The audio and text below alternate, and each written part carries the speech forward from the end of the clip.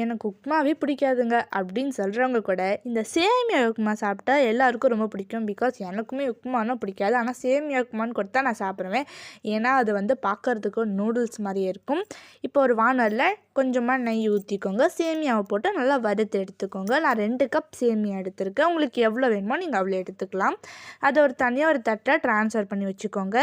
அதே வானலில் எண்ணெய் ஊற்றிக்கோங்க. கடலைப்பருப்பு, உளுத்தம்பருப்பு, மஞ்சத்தூள், கருவேப்பிலை, பச்சை மிளகாய், இது கூடவே வெங்காயம், பீன்ஸ், கேரட் இதெல்லாமே நல்லா சாட்டேட் பண்ணி எடுத்துக்கோங்க. டொமேட்டோ பியூரி அரைச்சி எடுத்துக்கோங்க. டொமேட்டோவை அரைச்சா அவ்வளோதாங்க, பியூரி ரெடி ஆகிடும்.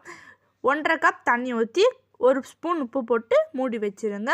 அப்புறமா நம்ம ஆல்ரெடி வறுத்து வச்சுருந்த சேமியாவையும் போட்டு 1/2 டம்ளர் தண்ணி ஊற்றி எடுத்திங்கன்னா சூப்பரான சேமியா ரெடி. லாஸ்ட்டாக கொத்தமல்லி தூவிக்கோங்க. எனக்கு சக்கரை தொட்டு சாப்பிட்டா தாங்க பிடிக்கும். நீங்கள் தேங்காய் சட்னி அரைச்சி கூட சாப்பிட்டுக்கலாம்.